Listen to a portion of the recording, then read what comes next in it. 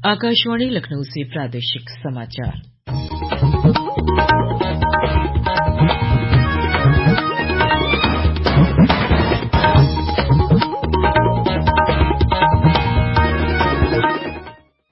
मुख्य समाचार।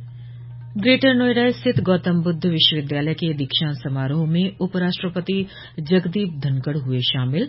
कहा, भारत को 2047 तक विकसित राष्ट्र बनाने में युवाओं की होगी महत्वपूर्ण भूमिका।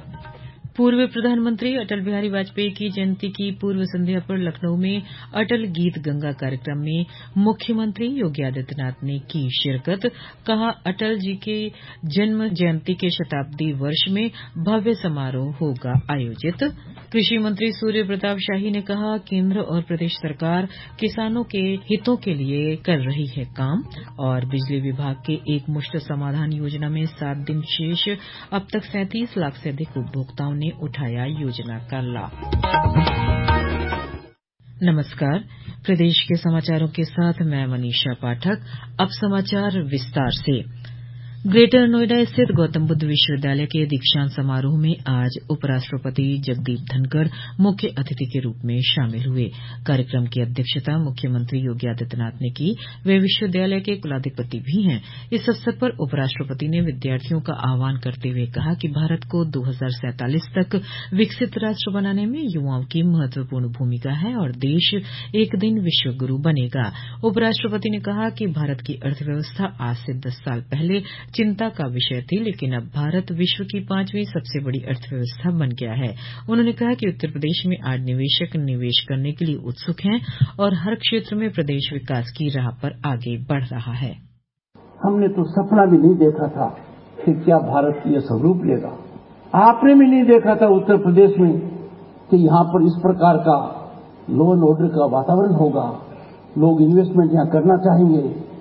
हर तरीके से देश फूलेगा फलेगा। उत्तर प्रदेश के आधार पर ये बदलाव आया है। मैं माननीय मुख्यमंत्री जी से आग्रह करूंगा कि डिसरप्टिव टेक्नोलॉजी को लेकर, आर्टिफिशियल इंटेलिजेंस हो, इंटरनेट ऑफ थिंग्स हो, मशीन लर्निंग हो, इनका हमारी सुरक्षा से भी बहुत लगाव है, क्योंकि सुरक्षा के मामलों में Uttar Pradesh is coming up as a great hub of defence production. तो उत्तर प्रदेश उत्तम प्लेस है जहां इस प्रकार की संस्था को नर्चर किया जाए। समारोह में मुख्यमंत्री योगी आदित्यनाथ ने कहा कि भगवान बुद्ध का जीवन बहुत ही रोमांचक और प्रेरणादायी है। देश और दुनिया को एक नई राह दिखाने वाला है। उन्होंने कहा कि विश्वविद्यालय केवल डिग्री डिप्लोमा बांटने का माध्यम ही न बने, बल्कि समाज और राष्ट्र को सशक्त बनाने का जरिया भी बने। विश्वविद्यालय केवल शैक्षिक डिग्री या सर्टिफिकेट या डिप्लोमा बांटने के माध्यम न बने, बल्कि समाज के साथ और राष्ट्र के साथ उसका तारतम्य किस रूप में है, इसका भी उसको सशक्त माध्यम बनना पड़ेगा। और इसलिए समाज के प्रति कृतज्ञता का भाव पैदा करना है। दीक्षांत समारोह में 8 विद्यार्थियों को चांसलर की उपाधि प्रदान की गई। साथ ही 7,000 से अधिक छात्र छात्राओं को डिग्री प्रदान की गई। भारत रत्न पूर्व प्रधानमंत्री अटल बिहारी वाजपेयी की जयंती की पूर्व संध्या पर आज लखनऊ में अटल गीत गंगा कार्यक्रम का आयोजन किया गया, जिसमें मुख्यमंत्री योगी आदित्यनाथ, उप मुख्यमंत्री ब्रजेश पाठक, प्रदेश सरकार में मंत्री संजय निषाद, प्रदेश भाजपा अध्यक्ष भूपेन्द्र सिंह चौधरी सहित अन्य गणमान्य लोग उपस्थित रहे। कार्यक्रम में मुख्यमंत्री ने कहा कि अटल जी ने जिन मूल्यों और आदर्शों को जिया था, उसका मूर्त रूप भगवान श्रीराम के मंदिर के रूप में 22 जनवरी को प्रधानमंत्री नरेंद्र मोदी के कर कमलों द्वारा हम सबके सामने होगा। उन्होंने कहा कि ये अद्भुत संयोग है कि ये अटल जी की जन्म जयंती का शताब्दी वर्ष भी है। पूरे वर्ष कार्यक्रम होंगे और 25 दिसंबर 2024 को इस उपलक्ष्य में भव्य समारोह आयोजित होगा। उप मुख्यमंत्री ब्रजेश पाठक ने कहा कि अटल जी ने भारत को पूरी दुनिया के पैमाने पर स्थापित करते हुए आकाश की बुलंदियों पर तिरंगा फहराने का काम किया था।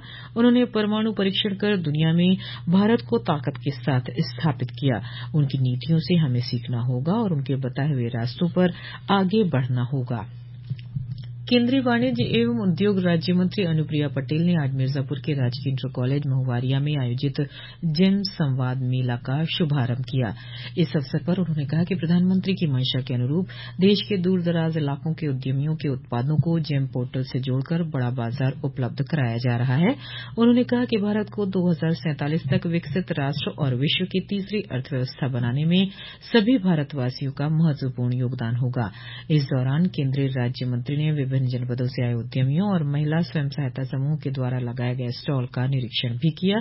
उन्होंने उद्यमियों से जेम पोर्टल से जुड़कर अपना कारोबार बढ़ाने, रोजगार सृजन करने, पारंपरिक उद्योगों को बढ़ावा देकर क्षेत्र के आर्थिक विकास को बल देने की अपील की।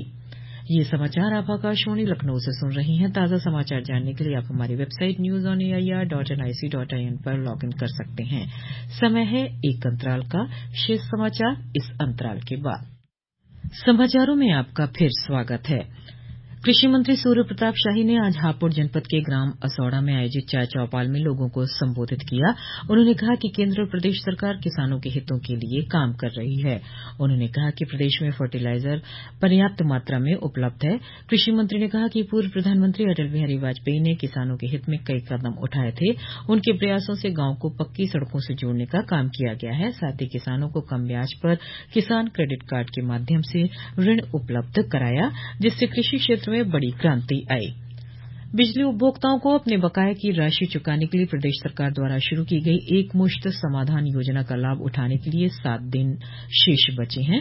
ऊर्जा मंत्री ए.के. शर्मा ने बिजली उपभोक्ताओं से अपील की है कि योजना के अंतिम दिनों में भी लाभ लेकर अपनी समस्याओं का समाधान कर लें।